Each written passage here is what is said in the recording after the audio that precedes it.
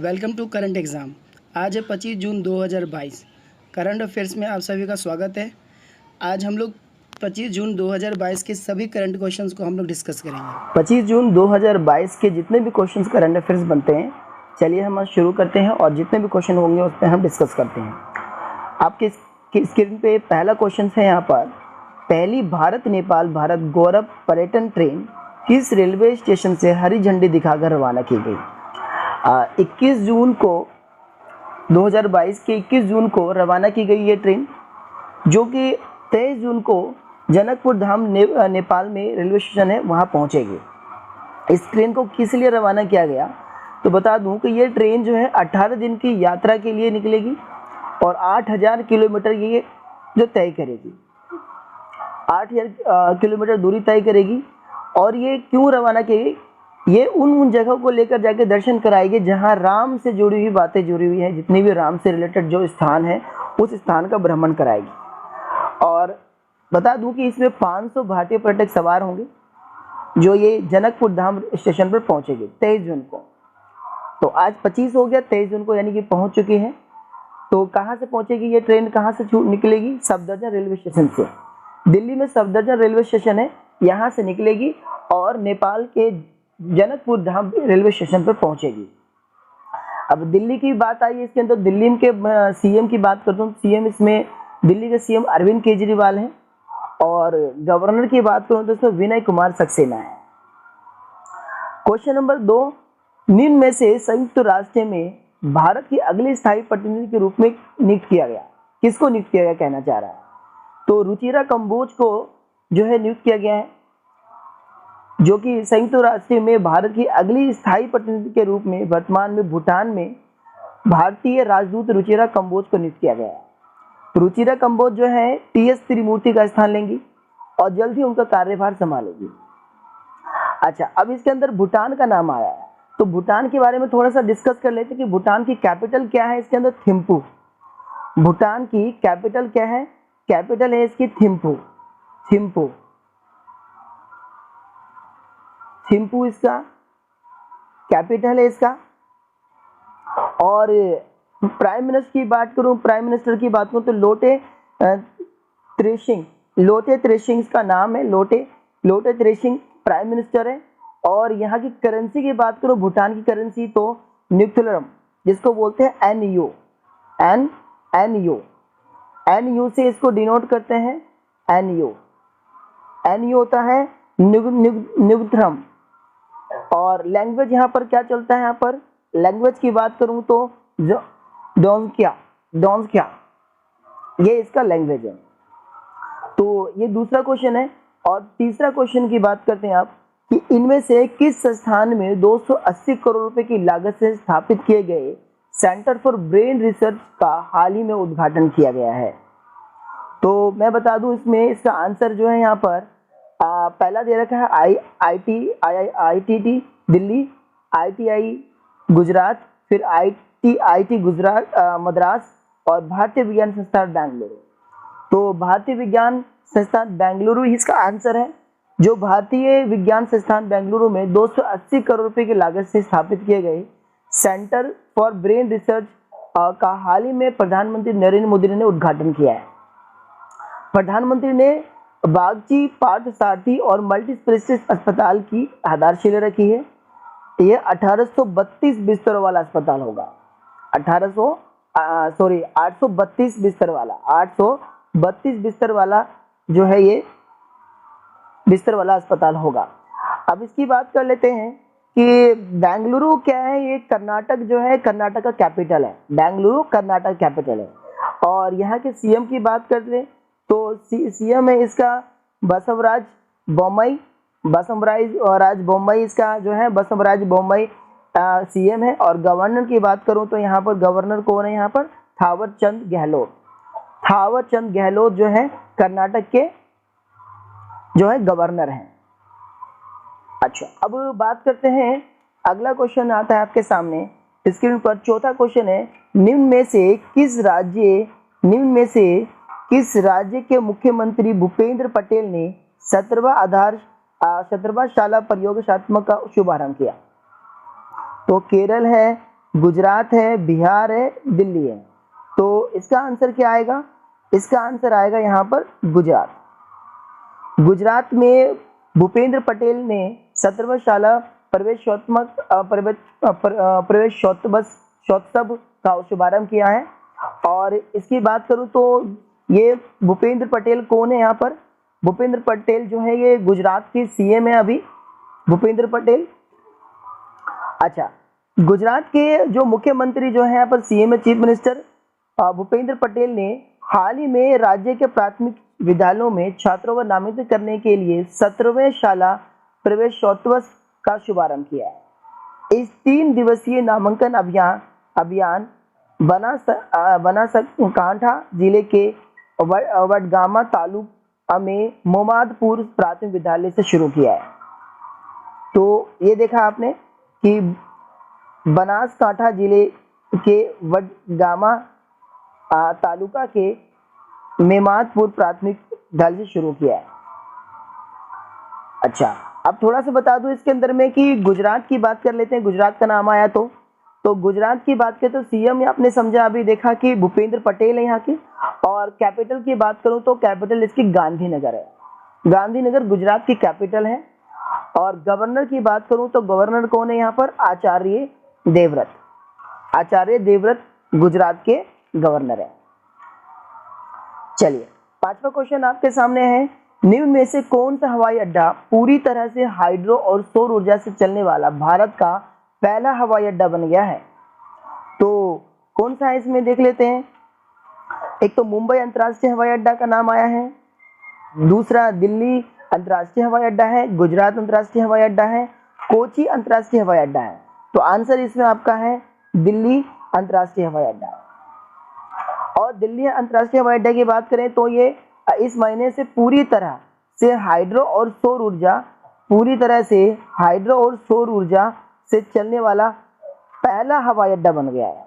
ये कदम साल 2030 तक net zero carbon emissions airport के लक्ष्य को हासिल करने के हवाई अड्डे को लक्ष्य का हिस्सा बना है। अच्छा, तो ये क्वेश्चंस कंप्लीट होता है। और अब बात करते हैं यहाँ पर छठे क्वेश्चन की बात करते हैं कि हाल ही में किस केंद्रीय मंत्री यूरोपीय लोगों के बीच आम के प्रति जागरूकता को बढ़ाने के लिए बेल्जियम में मैंगो फेस्टिवल का आयोजन किया गया? अरे वाह, क्या बात है। आम के प्रति जागरूकता को जगाने के लिए, बढ़ाने के लिए बेल्जियम में मैंगो का फेस्टिवल जो है यहाँ पर आयोजित किया गया। तो किसने किया ये पीयूष गोयल है। पीयूष गोयल जो है भारतीय केंद्रीय वाणिज्य और उद्योग मंत्री पीयूष गोयल ने हाल ही में यूरोप में भारतीय आमो मार्केट स्थापित करने और यूरोपीय लोगों के बीच आम के प्रति जागरूकता को बढ़ाने के लिए बेल्जियम में मैंगो फेस्टिवल का आयोजन किया गया। भारत शेष विश्व में आमों का एक बड़ा जो है आपूर्ति करता है, यानी हमारे भारत में सबसे ज्यादा आमों की पूर्ति होती है। अच्छा, अब मैं थोड़ा सा बात करूं इसके अंदर यूरोप का नाम आया, यूरोप और बेल्जियम। तो यूरोप की बात करते हैं। यूरोप की कैपिटल क्या है इसके अंदर? तो यूरोप की कैपिटल है ब्रुसेल्स। ब्रुसेल्स यूरोप की कैपिटल है। यूरोप की कैपिटल है यूरोप की कैपिटल की बात करें तो यूरोप की कैपिटल क्या है? इसमें ब्रुसेल। अब ये ब्रुसेल क्या है? यूरोप की कैपिटल है। और प्रेसिडेंट इसमें कौन है? उर्सुला वॉन डेर लेयान, ये प्रेसिडेंट है। इसकी यूरोप की करेंसी की बात करूं तो यूरो जो है इसकी करेंसी है। अच्छा, बेल्जियम क्या है? बेल्जियम जो है नॉर्थ ईस्टर्न यूरोप का एक पार्ट है बेल्जियम, और इसके प्रेसिडेंट है चार्ल्स माइकल, बेल्जियम के प्रेसिडेंट। 7वां क्वेश्चन है, हाल ही में जारी नवीनतम फीफा विश्व रैंकिंग भारतीय पुरुष फुटबॉल टीम कौन से स्थान पर रही? तो 104वें स्थान पर रही थी। 104वें स्थान पर। हाल ही में जारी नवीनतम फीफा विश्व रैंकिंग भारतीय पुरुष फुटबॉल टीम 2 स्थान की छलांग के साथ 104वें स्थान पर रही। लेकिन एशियाई फुटबॉल जो है AAFC के सदस्य भारतीय रैंकिंग 19वें स्थान पर बनी रहे, ये भी समझ लें आप। अच्छा, अब बात करते हैं यहाँ पर कि इसमें इसको ये जो फीफा विश्व रैंकिंग जो है इसका अभी समझ लिया आपने 104वें स्थान पर रही। अच्छा, इसको शुरू कब किया गया था, इंट्रोड्यूस कब किया गया था, तो इंट्रोड्यूस किया गया था दिसंबर 1992 में। अभी करंट स्पॉन्सर्ड कौन है इसके अंदर, कोका कोला। करंट स्पॉन्सर्ड कौन है, करंट स्पॉन्सर्ड है इसके अंदर कोका कोला। कोका कोला जो है करंट स्पॉन्सर है इसका। अच्छा, अब बात करते हैं 8वें क्वेश्चन की। तो निम्न में से किस देश ने हाल ही में G-SAT 24 उपग्रह को फ्रेंच रॉकेट से लॉन्च किया? तो आंसर इसका क्या है, भारत। भारत ने हाल ही में G-SAT 24 उपग्रह को फ्रेंच रॉकेट से लॉन्च किया, जिसे इसरो द्वारा न्यू स्पेस इंडिया लिमिटेड, जिसमें NSIL का फुल फॉर्म भी यही है, न्यू स्पेस इंडिया लिमिटेड, ये NSIL इनके लिए बनाया गया। इसे उपग्रह के एरियन 5 अंतरिक्ष प्रक्षेपण यान फ्रांसीसी कंपनी जो है एरियन स्पेस द्वारा लॉन्च किया गया। इन्होंने जो है फ्रांसीसी कंपनी है एरियन स्पेस ने लॉन्च किया था। तो G-SAT जो है ये एक, इसमें क्या है कि G-SAT को लॉन्च किया गया, एक उपग्रह है। चलिए आगे अगली बात करते हैं, अगले क्वेश्चन की तरफ चलते हैं। Question number 9। हाल ही में प्रश्न है कि तिब्बत पर 8वां विश्व सांसद सम्मेलन 2022 कहाँ आयोजित किया गया? मिस्र में किया गया। अब बात कर लेते हैं मिस्र की थोड़ी सी, कि मिस्र में क्या है कि इसमें मिस्र की बात करें तो मिस्र के शर्म अल शेख में युवा सांसदों का 8वां विश्व सम्मेलन का आयोजन जो है किया गया। इसमें जलवायु के परिवर्तन और विषय को संबोधित करने के लिए किया गया। ये जो है ये जिसको आप देख रहे हैं 8वां सम्मेलन किया गया, इसमें विश्व सांसद सम्मेलन जो है ये किस लिए किया गया, विश्व सम्मेलन था ये, और जलवायु परिवर्तन के विषय को रखा गया, इसलिए इसको किया गया। अच्छा, इसमें क्या है कि नागालैंड को राज्यसभा के लिए संसद सदस्य के रूप में चुनी गई पहली महिला एस फांगोन कोन्यास सम्मेलन में भारत का प्रतिनिधित्व कर रही है। ठीक है, जो कर रही है यह भारत के अन्य 2 लोकसभा सांसद के साथ जलवायु कार्य के लिए जो है सांसद पर अपनी विचार साझा जो करेंगे। ये कौन है, ये इसका नाम है, पहली महिला है इसमें एस फांगोन कोन्यास, ये सम्मेलन में भारत का प्रतिनिधित्व कर रही है। चलिए अब ये अगला क्वेश्चन चलते हैं, ये तो मिस्र में हुआ।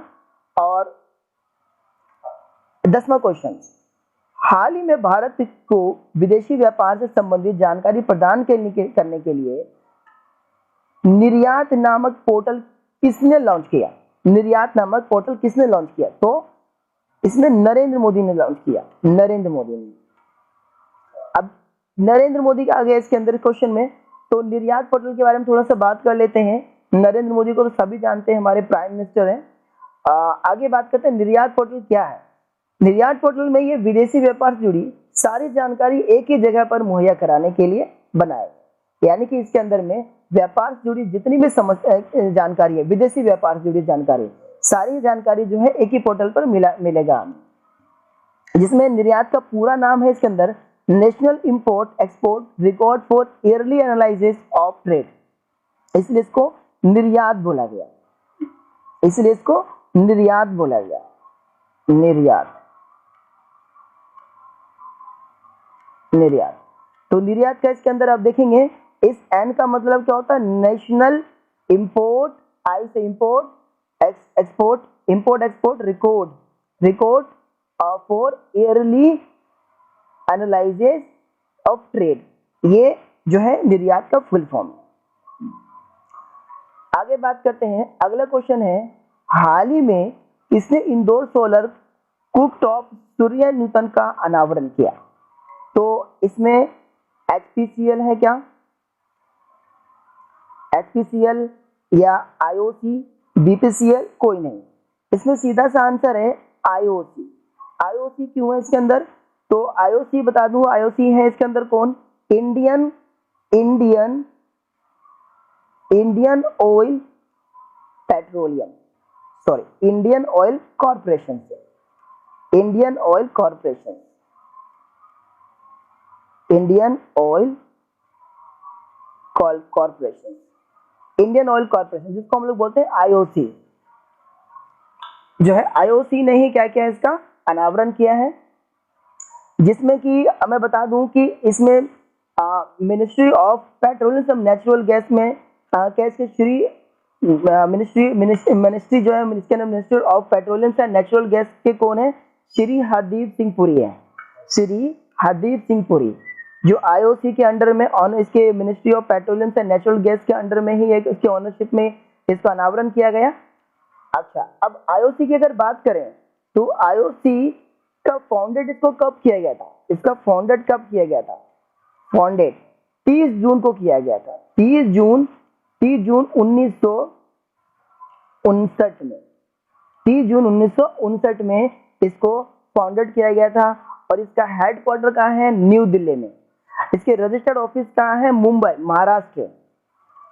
तो ये क्लियर हो गया क्वेश्चन। आगे चलते हैं। हाल ही में बाजरा पर राष्ट्रीय सम्मेलन का उद्घाटन कहाँ किया गया? जयपुर है, मुंबई है, नई दिल्ली या कोई नहीं?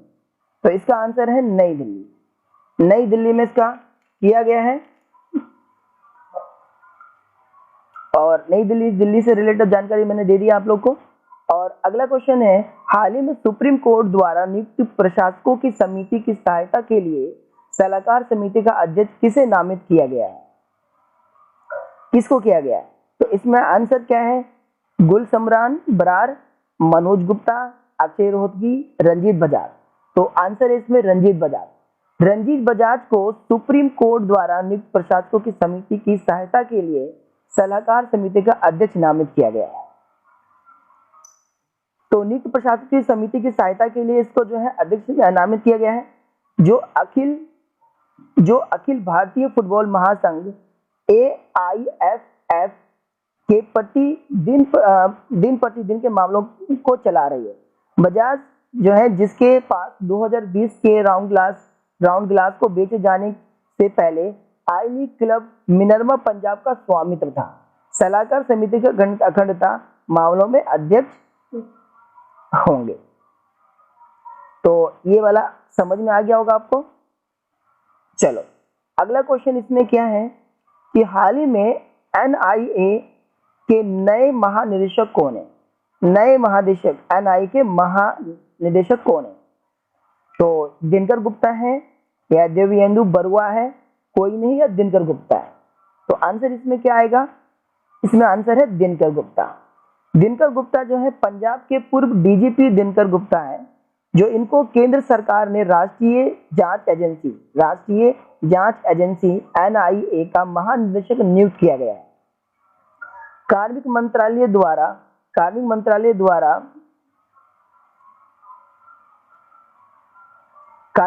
द्वारा जारी एक आदेश में यह जानकारी दी गई कि पंजाब कैडर के 1987 बैच के IPS अधिकारी दिनकर गुप्ता 31 मार्च 2024 तक इस पद पर रहेंगे। और क्वेश्चन अगला है यहाँ पर, हाल ही में G20 सम्मेलन की मेजबानी कौन करेगा? बहुत इंपॉर्टेंट सब क्वेश्चन है ये। अच्छा, पहला क्वेश्चन, इसमें पहला आंसर क्या है? इसका ऑप्शन है हिमाचल प्रदेश, जम्मू कश्मीर, उत्तराखंड, कोई नहीं। तो इसका आंसर इसमें कौन सा है? हिमाचल प्रदेश। हिमाचल प्रदेश ये देश भारत की मेजबानी होने वाले G20 शिखर सम्मेलन के लिए धर्मशाला आएंगे और भारत 1 दिसंबर 2022 को इंडोनेशिया G20 की अध्यक्षता ग्रहण करेगा। धर्मशाला शहर के बैठक के लिए देश भर में चिन्हित किए गए 33 शहरों में शामिल किया गया है। ये थे 25 जून 2022 के सभी क्वेश्चंस। अब ज़्यादा जाते जो है एक क्वेश्चन मैं आप लोगों को दे रहा हूँ, जो कमेंट बॉक्स में उसका आंसर आप सभी लोग देंगे। संयुक्त राष्ट्र लोक सेवा दिवस कब मनाया जाता है और किस उपलब्धि पर मनाया जाता है? तो मैं इस पे चाहूँगा कि 3 लाख सब्सक्राइब्स और आप लोग का व्यू होना चाहिए। इस पर ज़्यादा से ज़्यादा शेयर और कमेंट करें।